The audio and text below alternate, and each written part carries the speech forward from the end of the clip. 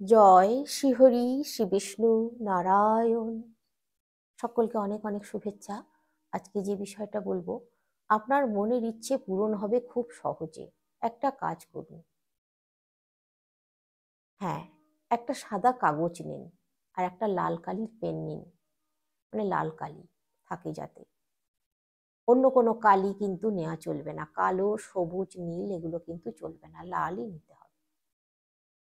নিয়েছেন, একটু বড় ধরনের কাগজটা নেবেন, খুব বড় না, মানে মোটামুটি একটু চৌকো মতো, যেন লেখাটা যায় সেরকম। আমি বলে দেবো কর লিখতে হবে। তো নিয়েছেন আপনারা, সেই কাগজের মধ্যে লিখুন, হে প্রভু, হে ঈশ্বর। মানে যে প্রভু বলতে পারেন, ঈশ্বর বলতে পারেন, আপনার ইষ্ট দেবতার নাম বলতে পারেন।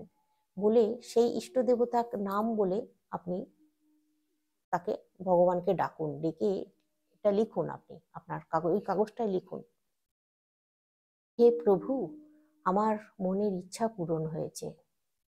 আমি যা চেয়েছি আমি তাই পেয়েছি। আমার মনের ইচ্ছে পূরণ হয়েছে, এর জন্য তোমাকে শত শত কোটি প্রণাম। এই কথাটা আপনি ওই কাগজটায় 11 বার লিখুন। এই কথাটাই কিন্তু লিখবেন, যেটা আপনার মনের ইচ্ছা যেটা আছে, সেই যে মনের ইচ্ছাটা পূরণ হয়েছে, যে ইচ্ছাটা আপনি করেছিলেন সেই ইচ্ছাটার কথাটা লিখবেন। লিখে বলবেন, আমার পূরণ হয়ে গেছে, তুমি আমার পূরণ করে দিয়েছো হে ঈশ্বর, হে প্রভু। তাই তোমাকে শত শত কোটি প্রণাম। তোমার চরণে, তোমার শ্রীচরণে আমার শত শত কোটি প্রণাম। তুমি আমার ইচ্ছা পূরণ করেছো। এই কথাটা বলে লিখুন কাগজে। লিখে আপনি একটা কাজ করুন, ওই যে কাগজে লিখলেন 11 বার, পরপর পরপর পরপর 11 বার লিখলেন, লিখে একটা বৃত্ত করে দিন। পরপর যদি নাও লেখেন, ওপর নিচ করে যদি সেটাও লিখেন তাও করবেন, একটা বৃত্ত করে দেবেন। ওই লাল কালি দিয়েই একটা বৃত্ত করে দেবেন বড় করে, ওই লেখাগুলো, সমস্ত লেখাগুলোকে যেন একটা বৃত্তের মধ্যে থাকে, সেরকম ভাবে করে নিলেন। এরপর আপনার ইষ্ট দেবতার সামনে বসে জপ করবেন, আপনার ইষ্ট দেবতার জপ করবেন। অবশ্যই কিন্তু সকালে স্নান সেরে কাজটা করতে হবে। আর যেদিন এই কাজটা করবেন সেই দিনটা নিরামিষ খেতে হবে, সম্পূর্ণ নিরামিষ খেতে হবে। পেঁয়াজ রসুনও কিন্তু খাওয়া চলবে না। মাছ মাংস ডিম কাঁকড়া পুঁই শাক মসুর ডাল এগুলো খাওয়া চলবে না সেই দিন। সম্পূর্ণ নিরামিষ খেতে হবে। আর সকালবেলা দুপুরবেলা ভাত খেতে পারবেন, রাত্রিবেলা কিন্তু মানে শুকনো খেতে হবে, আটা ময়দা এগুলো খেতে হবে, রাত্রিবেলা ভাত খাওয়া চলবে না। সেই দিনটায় কিন্তু আপনাদেরকে এইটা নিয়মটা পালন করতে হবে। আর যদি মেয়েদের ক্ষেত্রে আমি বলছি, যদি পিরিয়ড হয় তাহলে এই কাজটা করা চলবে না। অশৌচ চলাকালীন, মানে আপদকালীন যেটাকে বলা হয় অশৌচ, যে কেউ মৃত অশৌচ বা কোনো জন্মানো অশৌচ হয়েছে, সেই অশৌচ চলাকালীনও এই কাজটা করা চলবে না। এই কথাটা কিন্তু খেয়াল রাখতে হবে। এবারে ওই যে করে নিলেন, হ্যাঁ, তবে অশৌচ মিটে গেলে আপনারা শুভ, মানে মানে শুদ্ধ হয়ে নিলেন, তারপর আপনারা করতে পারবেন। পিরিয়ড কেটে গেলে আপনারা শুদ্ধ হয়ে নেবেন, শুদ্ধ হয়ে নিয়ে করবেন, অবশ্যই কিন্তু শুদ্ধ হয়ে নিয়ে তারপর করবেন, তবে শুভ ফল পাওয়া যাবে আর কি। ওইটা যে করলেন আপনারা, ওই কাগজটা আপনি এক কাজ করবেন, হাতের তালুটাকে ভালো করে ঘষে নেবেন।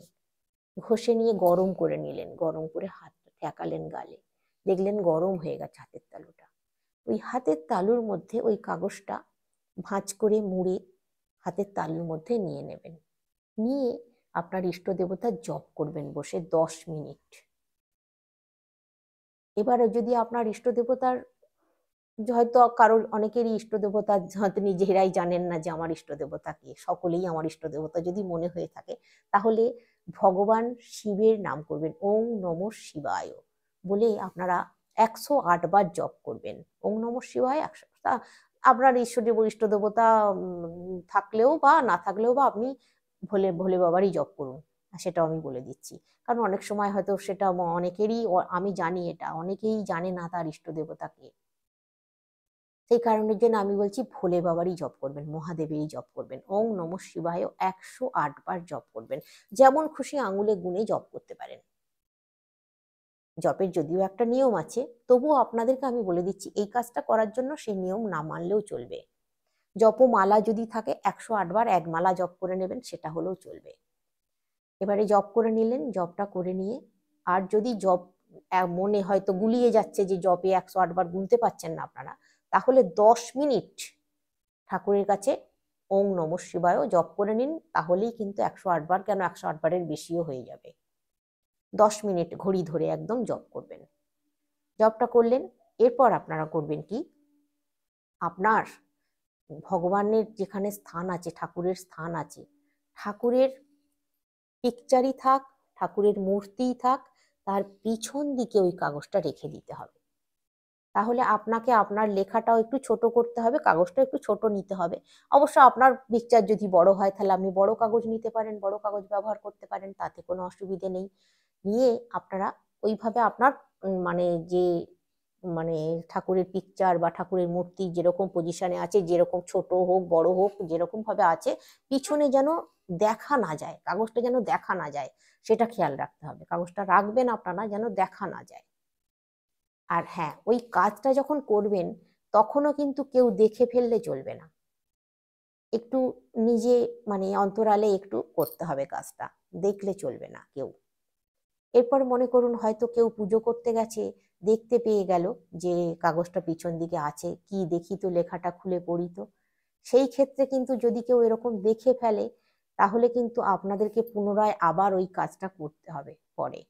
এরকম যদি কেউ হয়ে যায়, যদি কেউ করে ফেলে আর কি, ওই কাজটা কিন্তু আবার আপনাদেরকে করে ওই রকম ভাবে ঠাকুরের পিছন দিকে রেখে দিতে হবে। এভাবে আপনারা রেখে দিন, একবারই করুন এই কাজটা। এবার আপনাদের যখন অনেক দিন হয়ে যাবে, হয়তো 1 মাস 2 মাস 3 মাস 5 মাস হয়ে গেছে, তারপর আপনারা হয়তো কাগজটা তো নষ্টও হয়ে যেতে পারে, তারপর আপনারা আবার নতুন করে এই কাজটা করবেন, তাহলেও কিন্তু ভালো হবে আর কি বলছি ব্যাপারটা। তো এভাবে আপনারা করুন, আর ইষ্ট দেবতার জপ ধ্যান করুন, সবসময় পজিটিভ চিন্তা ভাবনা করুন সব সময়ের জন্য, কখনো নেগেটিভ চিন্তা ভাবনা করবেন না। সব সময় মনের মধ্যে আনন্দ রাখবেন, খুশি রাখবেন, দেখবেন খুব ভালো থাকতে পারবেন। আর সব সময় ভগবানের কাছে সব সময় চাওয়া চাওয়া জিনিসটা কিন্তু মোটেই ভালো নয়। সব যে আমাকে তুমি এত কিছু দাও, এটা নয়, আমাকে তুমি দিয়েছো, আমাকে তুমি যা দিয়েছো আমাকে তুমি ভরিয়ে দিয়েছো, এরকম বলে ভগবানের কাছে প্রার্থনা করতে হয়। তাহলে দেখবেন আপনারা যা চাইবেন, যা মনে মনে কামনা করবেন চাইবেন তাই পেয়ে যাচ্ছেন, আপনাদের ইচ্ছে পূরণ হয়ে যাচ্ছে। তাহলে সকলে অনেক অনেক সুস্থ থাকবেন, অনেক অনেক ভালো থাকবেন। আজকে আসছি,